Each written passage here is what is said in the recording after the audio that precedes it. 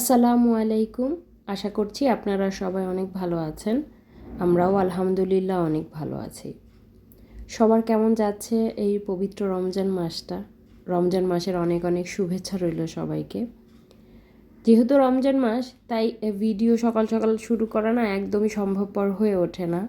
আমি বেশ দেরি করে ঘুম থেকে উঠি, কারণ রোজায় সাধারণত আমি সারা রাত ঘুমাতে পারি না, জেগে থাকি। যার কারণে সকালে আমার ঘুমটা বেশ দেরি করেই ভাঙে। আর আমিও অত চাপ নেই না, কারণ সকালে তো আসলে আহামরি ওরকম কোনো কাজও থাকে না। তো যাই হোক, এই হচ্ছে বর্তমানে আমার বারান্দার অবস্থা। বেশ কিছু গাছ নতুন এনেছি, রিপোর্ট করেছি সেগুলোকে। তবে বাগানি হতে হলে না আমার কাছে মনে হয় যে মানুষকে প্রচণ্ড বেহায়া প্রকৃতির হতে হয়, অনেকটা নির্লজ্জ হতে হয়। তার কারণ হচ্ছে এই যে এত গাছগুলো মরে যাচ্ছে, ফের আমি গাছগুলো আবার আনছি। এমনও হয়েছে এক একটা গাছ আবার 10-12 বার করে আনা হয়ে গিয়েছে, তবু আমি এনেই যাচ্ছি।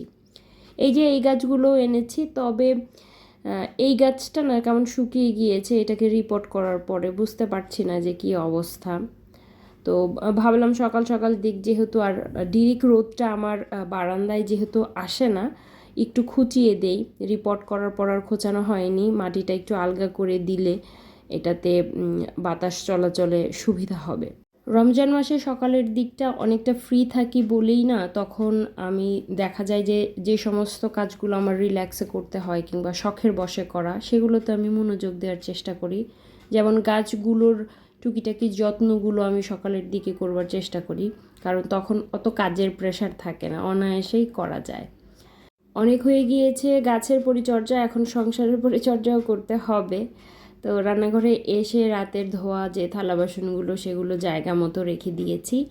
আর এখন আমি ডালটা ভিজিয়ে রাখবো। মূলত আমি পেঁয়াজুর জন্য ডালটা যেই রেশিওতে ভিজাই, খেসারির ডাল যদি আমি নেই 2 কাপ, তো আমি মুসুরির ডালটা নেই 1 কাপ, আর হাফ কাপ মতো নেই আমি আতপ চাল। পেঁয়াজুর জন্য আমি এই রেশিওতেই মূলত ডাল এবং চালটা ভিজিয়ে রাখি। এক একজন এক একভাবে এক এক পরিমাপে আসলে পছন্দ করেন, নিজ নিজ পরিমাপ অনুযায়ী। অনেকে সমান সমান নেন, অনেকে শুধু খেসারির ডাল দিয়েই আসলে পেঁয়াজুটা তৈরি করেন। তবে আমার কাছে এভাবেই না বেশ ভালো লাগে, এবং আতপ চালটা নেহায়েত পেঁয়াজুটাকে মুচমুচে এবং কুড়মুড়ে রাখবার জন্যই দেয়া হয়। তো মাঝখানে ঘরের একটু কাজকর্ম করে নিলাম, মেশিনে কাপড়গুলো দিয়েছি, আর পাশাপাশি ঘর ঝাড় দেয়া, গোছগাছ করার কাজগুলো করেছি। তো এখন চলে এসেছি আবার ফাইনাল রান্নাঘরে। রোজার দিনে না সারাটা দুপুর আমার কাছে মনে হয় রান্নাঘর থেকে আমি একটু সরতে পারি না, এমন হয়। তো আলুটা বসে দিয়েছি চুলায়, আর এদিকে রান্না করতে যেয়ে ইদানিং ম্যাক্সিমাম টাইমই এমন হচ্ছে যে আমি দেখছি হয় আদা বাটা নেই, নয়তোবা রসুন বাটা নেই। রান্নার জন্য সমস্ত প্রিপারেশন নেওয়া হয়েছে, সবজি কেটে নিয়েছি। তো রান্না করতে যেয়ে দেখি যে আসলে রসুন বাটাটা শেষ হয়ে গিয়েছে। তো কী আর করা, সেগুলো আবার রসুনগুলোকে ছিলছি। আর ছুরির চাইতে না বটি দিয়ে আমি বেশি স্বাচ্ছন্দ্য বোধ করি কাজ করা, আমার কাছে খুব বেশি কমফোর্টেবল লাগে। তো যে যেভাবে পারে সেভাবেই করে, আমি তো প্রেফার করি বটি দিয়ে কাজ করাটাই। কোটা বাছা সব কমপ্লিট হয়ে গিয়েছে, এখন আর দেরি করার মতো একদমই সময় নেই। 2 চুলাতে সমান তালে রান্না বসিয়ে দেব। 2টা চুলাতে না একসাথে রান্না বসাতে গেলে আমার মাথা খারাপ হয়ে যায়, মনে হয় যে কোনটা রেখে কোনটাকে নাড়বো, এমন হয়ে যায়। কিন্তু তাড়াহুড়া যেহেতু করব এবং দ্রুত করতে হবে, সময় বেশি নেই, তো ফোড়ন দিয়ে আমি ভাজিটা বসিয়ে দিচ্ছি। এই সবজিটা না 5 ফোড়ন দিয়ে দুর্দান্ত ভালো হয় খেতে।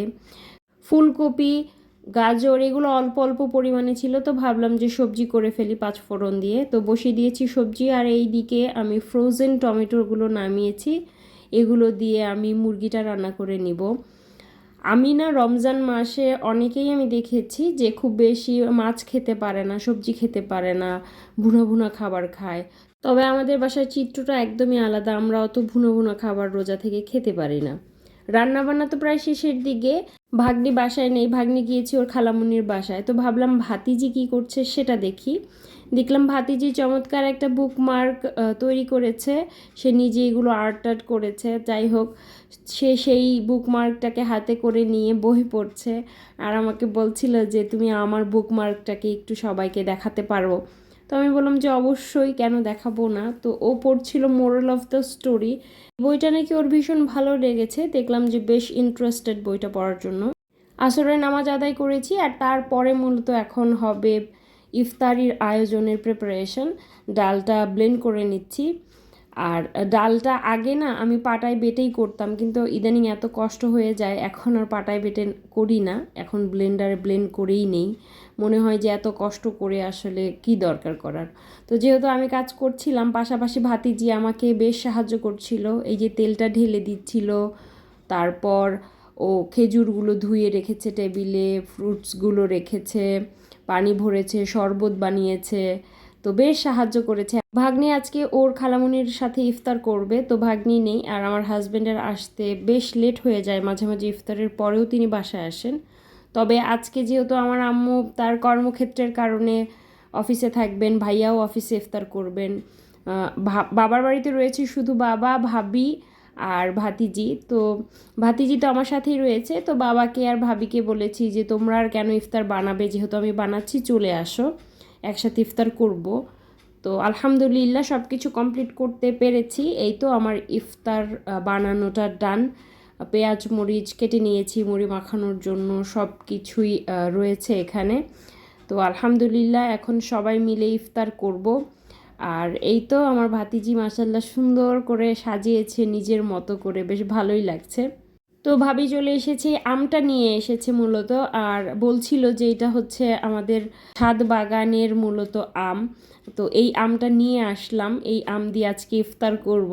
তো বেশ ভালোই লেগেছিল আমটা, যদিও খুব ছোট ছিল। তো ছোট হলেও কি হবে, নিজের গাছের হাতে যত্ন করার জিনিস ছোট হোক বড় হোক, সেটার আনন্দটাই আসলে আলাদা। তো আমরা ইফতার শুরু করে দিয়েছিলাম, মূলত বেশ কিছুক্ষণ পরে আমার হাজব্যান্ড এসেছে, তিনি ইফতারের আগে আসতে পারেননি। তো সবাই মিলেই এখন ইফতার করছি। আপনারা কে কীভাবে আপনাদের রমজানের দিনগুলোকে কাটাচ্ছেন, কার কীভাবে রমজানটা যাচ্ছে, আমাকে কমেন্ট করে জানাতে পারেন। আর আজকের এই ভিডিওটি এই পর্যন্তই। সবাই অনেক ভালো থাকবেন। আল্লাহ হাফেজ।